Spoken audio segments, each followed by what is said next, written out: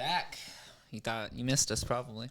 It's been a while. Maybe they didn't. Maybe they forgot all about us. That's good because we rebranded from Hood Retail to Retail Invest.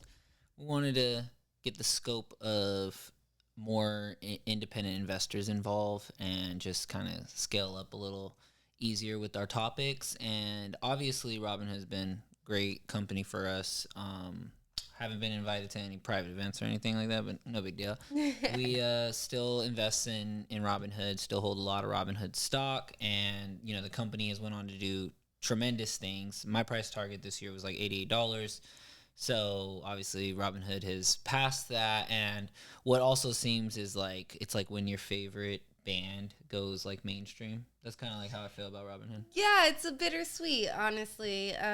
Obviously, we're still holding, as Eddie mentioned, but we were not expecting this run up. It seems like everybody is talking about Robinhood. I wouldn't say it's like the meme stock of the week, but it is on everybody's lips. We got passed up for S&P inclusion this last go around, so I think that's what everybody's really expecting for September, which is why we've been holding so strong above 100. Yeah, holding above 100 is like amazing to me. So everyone who's saying that their portfolios are down, I'm just like, man, you guys, this was a stock pickers market. I think S&P is up like 9% this year. But if you were just picking stocks in April when everything went down, you definitely had a good run up until now. And, obviously Robinhood has done such great things, but I didn't expect everyone to catch on to the news so fast. You talk about the threads, you've seen independent investors get in on it, you've seen the analysts start picking it up, and the events continue coming. They keep delivering, and it's hard to be as excited about something that's not a secret anymore, right? So it's like everyone is talking about this. Your favorite influencers are invited to the events. The biggest guys, CEOs from different parts of, tech, show up to their crypto events, and it's so theatrical, and it's so amazing. Cinematic now. Yeah, it's great. It really is the most cinematic brand I think that we've seen in this space. And I think it was honestly one of my first times that I've ever like just picked a single stock and really won this big. And so, very grateful to everything that Robinhood did, but we're moving on to bigger. We're not moving on. We're just broadening our horizons a bit. We're moving our content forward. Yes. And, Robinhood has been a big part of just us learning about the markets in general. Obviously, the app changed our lives. So, yeah, we're going to still be covering Robinhood as we go, but we won't have just a strict focus. Yeah, that's all I pretty much have to say about that. But it was a crazy August, to be honest. And anyone who's counting Robinhood out for an amazing quarter is going to be, as ETH has crept up, Bitcoin is obviously kind of all-time highs. We just realized in July again. It seems like it was a long time ago because we dipped down to 109 just this week, but the volumes have been insane as far as number go up, number go down, and Tom Lee has done a great job of like really pumping the Ethereum narrative. Yeah, he has. He's our new ETH spokesperson, I would say. Yeah, I don't even know if there is an Ethereum Foundation marketing team, but Tom Lee deserves a check for sure. And his companies, he's on the board for BMNR, which is a ETH treasury company, and so I think a lot of the run up this month has been from like people seeing that Tom Lee has made a lot of great calls, and they're seeing that he's calling for ETH to like 16K this year.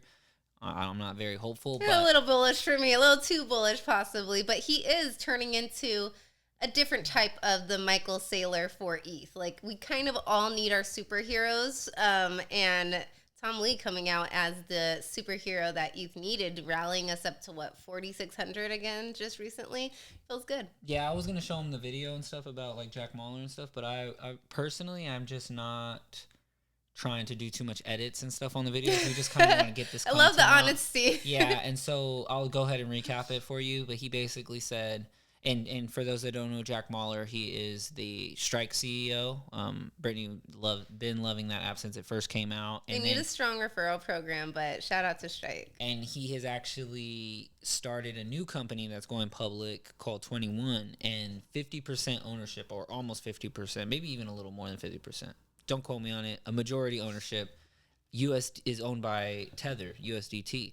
And so one of the things he said when asked about ETH treasuries versus Bitcoin treasuries was, well, you know, my partners are like technically the inventors of what we all know as a stable coin today, and they opted for a Bitcoin treasury. And so that just shows like what's going to happen. And to be honest, I've already said stuff that Jack Mallers has said, right? I've already said where people have gotten really amped up about ETH. I have said, well, you know, we're all excited about stablecoin summer, and it's been, you know, it was hot right before because nobody really understood. But stablecoins have been around for years, and the people who have understood crypto and been hanging around here, like Brittany and I, we already understood that, you know, one of the largest buyers of treasuries is USDT. So one of the biggest companies that probably will ever exist, biggest profitable companies. These guys are making hand over fist because they're not paying any yield to people who are holding those stable coins. And that's that's an innovative model. They basically made a product out of the US dollar. And so what that has done though is it shows everybody that like we can get these dollars to every side of the world. And so for us, it still doesn't stop the issue of like us massively printing dollars. But like what Jack Mallers is trying to say is like these guys understand the network. They have billions. They're gonna have they probably already operated with trillions going through their network. And these guys are opting for a Bitcoin treasury. So that's the synopsis of it. Is he just pointing out some pretty obvious stuff that even if anybody who's been in crypto for 3 years, we already know about stable coins. We know that Ethereum was a secure network. We know that it hasn't been down. We know that it's superior in security to Solana and uptime and such. So there was all this stuff that Tom Lee's pointing out, and now the Wall Street market is looking at it and they like it. So, I mean, Brittany, are you a fan of ETH treasuries? I'm not a fan of ETH treasuries, but I think it's insanely bullish that the largest company in the world is the creator of stablecoins, allowing dollars to be borderless. You don't have to worry about currency exchange. It's so insanely bullish that they want a BTC treasury, and they're being honest about it. I love the honesty. They're saying, hey, some people are going with the ETH treasuries, but we're going to stick with the BTC, and it just makes sense. Yeah. And when the smartest people in the space, I mean, USDT, yeah, I would have to say, are just out and proud about it, I absolutely love that. And I think that we are really going to see some kind of change soon with them coming back into the American markets on the heels of the Genius and Stables Act being passed. Yeah. Like, I mean, you said it there. They're some of the smartest guys in crypto. And so if they are not trying to be the, you know, a publicly traded company that owns 5% of ETH, because they haven't already looked at these goals, they probably already considered what path Tom Lee and his companies are going to be taking, and they've already opted to go a different route. So I think that it just speaks volumes. Like Jack Mallers was saying, he's like, these guys have the most money on the network. Don't you think that they would understand this play more than anybody? Especially being in financial markets. So yeah, it's a big thing. But let's talk a little bit about my favorite Bitcoin treasury company right now, Fold App. These guys. Shout out to Fold. I think we spoke about them when they went public earlier this year, about February 14th, 18th, something yeah, like that. we'll give a full recap on the Fold App thesis and such, but all I wanted to say was like there's a lot of Bitcoin treasury companies that are popping out, and they're all battling for like the top 100. And so I guess my hot take on that would just be that at some point people are going to want to be in this top 100 Bitcoin treasury company. It's going to be more important to join that group of people rather than being in the S&P 500. And for those who aren't familiar, this is paper Bitcoin, as the new kids are calling it, and I kind of love that term, little Bitcoin derivatives. But it's such the hype right now. It's everywhere on the timeline. So you mentioned Fold is your most exciting one. I mean, other people probably know Strategy now. So I'm sure if you're familiar with Strategy, that run up was too high, too fast for you. Fold would be an absolute one to check out. What do you love about Fold? we're going to go through the thesis later. But. Yeah, the main thing I just love about Fold is that they have like a unique business model and something that I'm aligned with as a user, as a shareholder, and as a Bitcoiner. And so there's rarely do you get this trifecta of where users, investors, and Bitcoiners or whatever your passion is. Rarely do you get that intersection to invest in that. So I think that the underlying business model of basically onboarding people without even saying that word, it's more of just like making it easier for people to access, and they're meeting consumers where they are. So I'm interested in the products. Obviously, they're a fintech, and Brittany and I are used to covering fintechs, coming from the Robinhood retail independent analysts. And I'm excited about it because they're very small right now. Being a Bitcoin treasury is just so questionable right now. Like, people don't understand it, and there's just so many new terms and stuff that have came into finance because of Bitcoin joining, and so you get things like MNAV and Bitcoin ratio and Bitcoin yield and Bitcoin per share. For sure, yeah. Yeah, so we'll have another video on that, but it is quite labor intensive to study all of it. What do you see coming predictions for Fold? Anything that you're super excited about? Should we tell them we'll be in September? Yeah, why not? We'll be in go ahead, let them know the news actually. Well, this September we'll be at the Pub Key for a retail investors event. Fold will be there along with some other mining companies. I believe IREN, DDC will be there as well. If you're in the space and interested and invested, definitely reach out to us, and possibly we can see you at that event as well. Yeah, it's investors only, but like she said, there's a lot of publicly traded companies that are going to be there. Also, the CEO of the head of the Bitcoin Treasuries company will be there as well. Yeah, shout out to Orange Group. They're putting this on, and they're hosting us at that cool Bitcoin bar called Pub Key in New York, like Brittany was saying. And it's so about the culture, like for the CEO of Fold to be there answering questions in a pub in New York. That's the Bitcoin culture right there, and it's really exciting to kind of be able to be a part of it. Yeah, what a cool little joint too. Because once I looked up Pub Key, we've never been there, but we've seen pictures, and it's like they have conference rooms in the back and such. So once you realize Pub Key is the public key, not just a pub, like that is the play on words, the vibe. it just I'm really excited to go. So even with that, what I like about it is that a lot of it is like kind of tariff free, right? So I haven't been worried about any of these tariff issues and stuff like that. Great point. We need to talk about some tariff safe businesses and where to hedge your money right now with what the 90-day pause is almost over, right? And tariff talk will be back on the table. Well, we'll always taco. So that's the thing. That's like the best trade right there is when, we'll always get that. Prepare to taco, but also be prepared not to.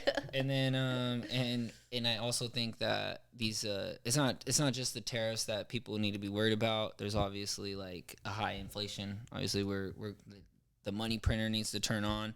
And everyone's staring at this guy, J-Powell, for rate cuts, right? The QE flowing. Let it flow. And so if we can get rate cuts, which it seems like we are going to, sounded quite dovish. Yeah, and it's going to be great for everyone, for Bitcoiners especially. If the money's cheaper to get, then obviously it's going to be easier to get. So we're basically having to position ourselves for rate cuts. There's going to be a few industries that probably thrive off of that, like real estate, investment trusts, probably like your dividend stocks will probably get a higher yield just because inflows are going to come in there. And I think that overall the best play is still to buy Bitcoin directly. Spot Bitcoin, that's your best bet if you have access to it. Yeah, buy it directly, custody it yourself, and then once you have that figured out, figure out how to get into the markets, figure out where these possible Bitcoin treasury plays will be. Let's go back to that custody it yourself, because a few days ago we saw Basant on the timeline talking that they will not be purchasing Bitcoin for the strategic reserve, but instead they will be confiscating it. And that perked up everybody's ears. Quite a few people were like, tell me more, because it's so akin to the gold and the confiscation of gold back in the 70s before we were separate from the from backing, and it's just very wild times. And if you KYC, obviously you have your ID, your social, all that good stuff with that brokerage, and not your keys, not your crypto. So make sure you're always transferring to cold storage. Another thing was California just enacted a bill that if you leave your money on exchange for more than 3 years, that California can come and you're basically forfeiting it. And I think that we're gonna be seeing quite a few more of these laws, same as New York. They did some stipulation there too. It sounds like if you're not paying your taxes, then it can be up for confiscation as well. So it's really a new time during this golden era, but it's a scary time as well. So always self-custody. And then once you find out that 23 million Bitcoin have been sold, oh my Bitcoin goodness. Paper, make sure your treasure is safe. So yeah, no, but in all realness too, that's just something that obviously we love to cover the markets. We love equity. We love the embrace term of paper Bitcoin, where you own equity and you own that company's assets and they own Bitcoin. Because if Bitcoin's good for you at the individual level, Bitcoin's good for them at the company level as well. So there's different ways to play this, but always have your own Bitcoin, right? And these other plays are just that's what they are. This is the altcoin season, you know? It's like people are not getting the altcoin season that they experienced in the last 4 cycles, and everyone's been anticipating that this cycle will be just like the last cycle, and that cycle will Casino is closed. Yeah, there's no altcoins really moving. ETH has struggled to even stay above its all-time high, and that's with smart money in now. Yeah, and so you got these IPOs going crazy, right? And then now we're going to see the influx of Bitcoin treasuries getting better MNAVs and such because yeah, I mean there's so much to go in there. Obviously, I don't want to cover too much cuz we're going to get into like a whole It's lots to cover, but as you said, there's so many ways to be profitable, but the most important way is just be educated, know what you're investing in, know who is custodying for these Bitcoin treasuries that you're investing in. Do your research, really know the business model and the NAV and the MNAV, if the premium or if they're trading at a discount. It's so much to unpack, but as they say, if you don't spend hours, you'll spend years. So lock in now. Did you hear that Spirit Airlines bankruptcy again? Do we think they'll get another bailout? I say let's just let them go by the wayside. I've never flown Spirit one time. It seems like they're more problem than it's worth. But then I'm like, wait, maybe they need a bailout because I don't really think I want all those people flying with me now on JetBlue or Delta, wherever I have to go. So I don't know. Maybe that bailout should happen. Yeah, well, I feel like if you can innovate and you can get yourself out of it, you should. But like the bailouts and the handouts are kind of getting obviously it's overboard. But I heard a new suggestion where it's like if the government has to bail you out, that's the only time that the government should be getting some equity, and then that equity should be designated somewhere, right? So I love that play. It's like it makes sense because then it's our money, and so we the people should actually get. I absolutely love that. We should.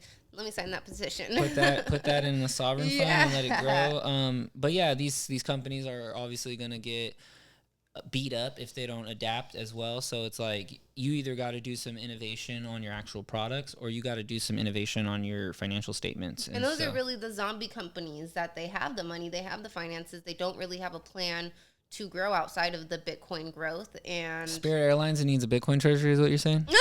No, that's the thing. It seems like that's the great marketing tool right now. Say you're going to think about buying Bitcoin for your treasury. You're going to enact a Bitcoin treasury. That will get you in the headlines for sure. Easy money. Yeah, but and you can hide behind that because like I feel like most airlines have just hid behind their credit cards as well. Ooh, talk about it. Yeah, and then you just devalue your points. You can borrow against those points. Most of the trillions of points go unredeemed. It's like so many upsides to these airlines just like creating the preferred reward as miles, and I think that will be taken over by Bitcoin. Yeah, and with these preferred rewards and people are because they spend so much, they're really starting to look at these as their savings, and because of that, the Department of Transportation is investigating a lot of these airlines and their credit cards and their miles programs. Yeah, so 'cause it looks like it's starting with Spirit, but we could see some more fall by the end of the year. Yeah, and I think it's interesting because most Americans don't realize that they're saving on their credit card, and they don't realize that these are points and that these points are redeemable for this amount of time or at this place, and then Blackout period. and then all of a sudden the airlines change it the next year, and they're like, you know, it's not 18,000 points to get to Hawaii. It's 20. 32, yeah, it's whatever, and they basically can devalue that, change everything, and on a whim. No notice, no nothing, no refund. And they can print these out of nowhere, so it's really like their own dollar printer. And it's like, oh, sign up for our credit card, we'll give you 100,000 points. And you're like, oh yeah, let me get that. And they can just print these points out of thin air. So it's anytime someone gets a money printer, be wary. This scam is coming to an end, guys. Yeah, everyone's gonna realize that you should be collecting a rare asset like Bitcoin, and maybe you did take a trip and you got a 5% Bitcoin. That 5% in Bitcoin, 10, 15 years, 20 years down the road, paid for that entire trip. The trip is free. Trip is free because your rewards, and that's how the reward action should actually work, where you get rewarded with something actually limited. So, and that's what happens when you change from a fiat mindset to a Bitcoin mindset. Yeah, the world just opens up. I mean, what do you expect though? Because these guys, the airlines can't even. I mean, they can't eat anymore. They're trying to like squeeze us all in like sardines, and they're, you know, you used to be able to get some meals on the plane, maybe smoke a stogie or something. It's not happening now. They're dragging you off like United Airlines. Cue the clip. Not just playing. And in reality, things are just unaffordable. So it's like you're going to see companies cling to different things that they need. And yeah, a Bitcoin treasury is just like a savior right now. Some of them are going to do well off of this. You won't a lot of them you won't will need fail. to go get for funding. You won't need to file bankruptcy because you have some Reserves, you have some reserves in Bitcoin.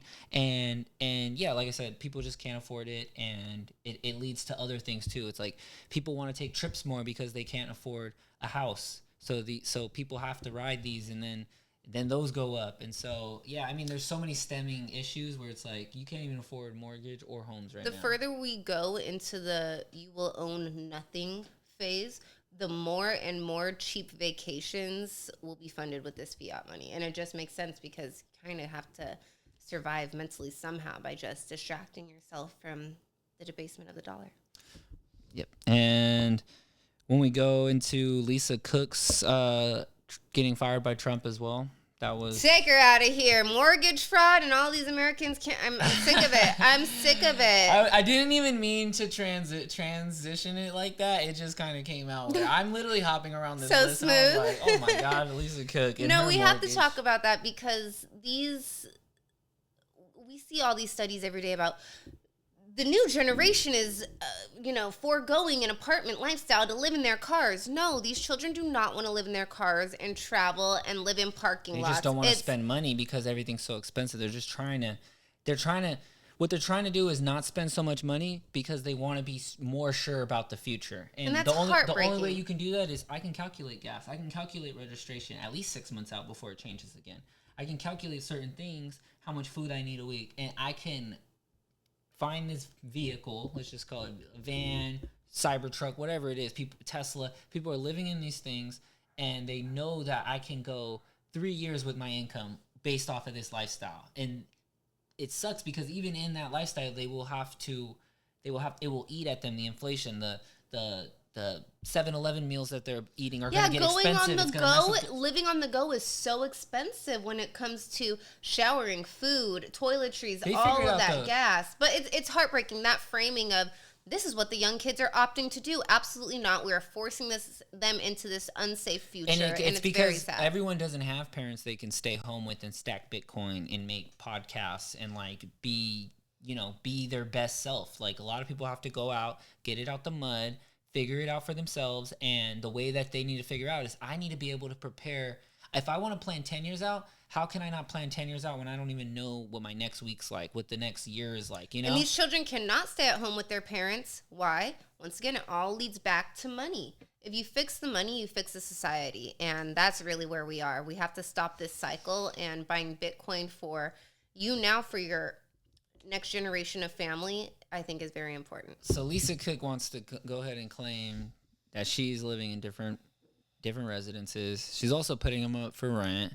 So this is all just some. So Trump was looking for anything, it looks like, around he's been sniffing around there, bugging Jay Powell, and finally he found a squeaky wheel, and he put all his attention there and said, I'm gonna go ahead and I'm gonna fire you. She said, no, you don't have the authority. I'm gonna sue you.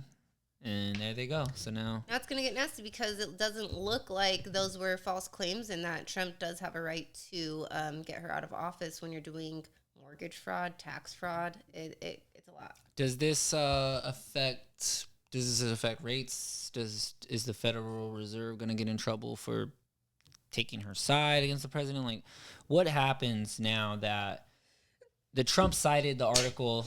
Bless you.